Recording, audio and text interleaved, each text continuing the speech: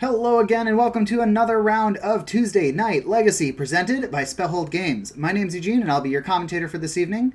We have the final round of February 15th, round 4.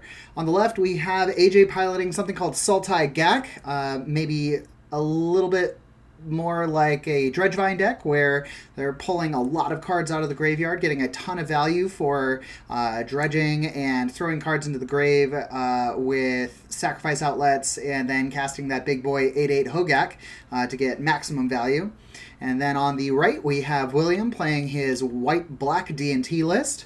And this is going to have a lot of cards that I don't know if a lot of people are familiar with, so we're going to have a ton on the slideshow today. Anyways, let's get into it. So we have William on the play here with the scrub land. AJ did go down to 5 cards to start. 1 mana for a Stitcher Supplier. When this enters the battlefield or dies, you put the top 3 cards of your graveyard or your library into your graveyard. On the right, we see William playing a Stoneforge Mystic, going ahead and grabbing the Cauldron Complete. On the right, we see all sorts of stuff happening here. The Hedron Crab is coming down. It's going to mill 3 cards, which is going to get 2 Bloodghast back into play.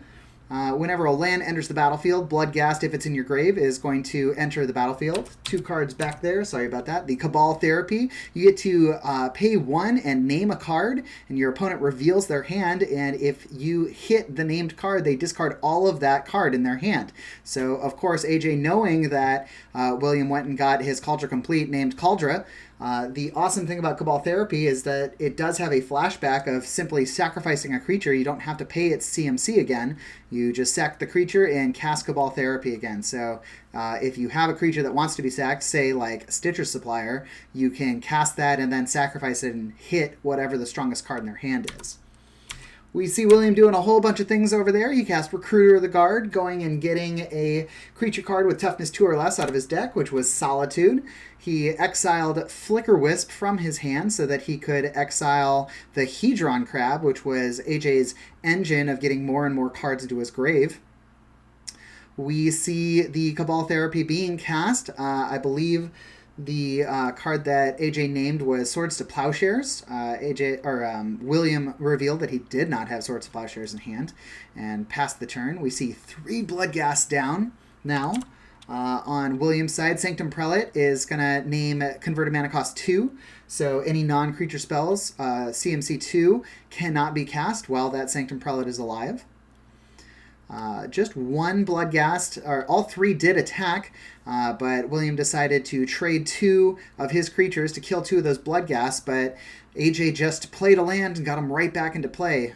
Kind of a tough situation for William right now. We see Thalia coming down, another Bloodghast coming down, so that is all 4 Bloodghasts on AJ's side.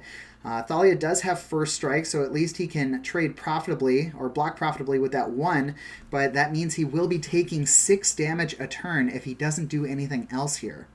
We see another Prelate come down. This one's naming 1 so that it can't get that Cabal Therapy. We do see that land come down, so all of those Bloodghasts, all 4 of them are in play. With William being below 10 health, they do also have haste. And then we see a hard cast Vengevine out of the hand. This is a 4/3 with haste. If it was in the grave and AJ had cast 2 creature spells, he could have just played it from his graveyard for free. But as we see here, William staring down, 16 damage, or 2, 4, 6, 8. No, it was 12 damage. So he went and said, let's go ahead and pass it. And so here we are in game 2. William having before game effects of the Leyline of the Void. You just get to put it straight onto the battlefield if you have it in your opener. And now AJ no longer can have a graveyard while that card is in play. Whenever anything is that would go to the battlefield or the graveyard, it has a replacement effect that says it gets exiled instead.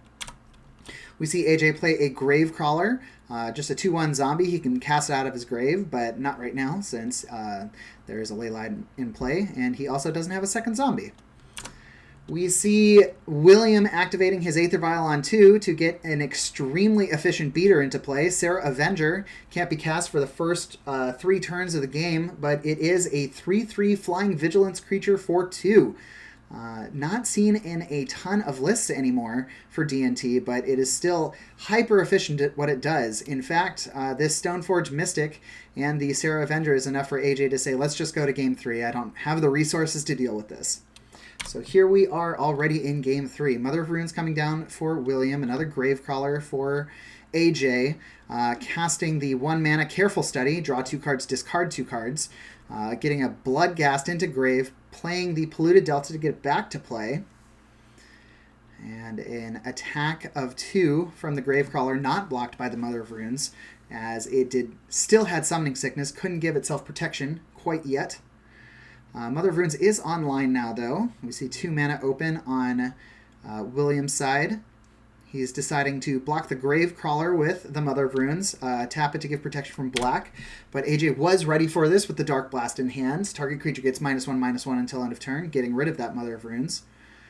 Skyclave Apparition is going to come down. That's going to exile Bloodghast so that it can no longer come back. But it does have 2 CMC on it, so if that Apparition ever dies, he gets a 2/2 illusion. Ooh, we see Kaya coming down here. Kaya extremely good against graveyard decks. It get the +1 exiles 2 cards from the grave, and you get to gain 2 life if you exile a creature. And its -1 is exile target non-land permanent with CMC 1 or less, which Gravecrawler certainly did have only 1 CMC. So it came down, took care of that problem, and now all William has to do is eat away at that graveyard over time. We see another Recruiter come down, which is going to grab Stoneforge Mystic. Kind of setting up for the win condition here. Grabbing Cauldron Complete. Very difficult card to deal with. We're seeing 2 Dark Blasts, or it's the same Dark Blast, 1 in the upkeep, then dredge it back to hand, and then Dark Blast again to get rid of the Stoneforge Mystic to strand Cauldron Complete in hand. And William says, okay, that's fine. Take some 3 beats here. And we're going to name Plague Engineer on Zombie. So the Gravecrawlers are now basically dead in the water. Bloodghast can still come down, as it is a vampire spirit, not a zombie spirit. A hard cast Leyline of the Void is going to catch a hard cast Force of Vigor. Force of Vigor, destroying up to 2 target artifacts or enchantments. Did not decide to pay the alternate casting cost, as he had the 4 mana to do so. We see Assassin's Trophy come down here, destroying target non-land permanent. No, it's just destroy target permanent. Always forget that. But an opponent must control it. And he gets a basic for that. Still staring down 5 damage a turn at 8 life. Brings him down to 3. Going to draw here. A little bit of pressure from Rashadenport, tapping down his own blue source. Going to cast Gravecrawlers into the live Plague Engineer, just for something to do. And destroyed his Aether Vial with that final Force of Vigor and extended the hand. William is going to pick that up 2-1. All right, that'll do it for us for the week of February 15th. Join us next week for another round of Tuesday Night Legacy. Please like and subscribe below. Thank you.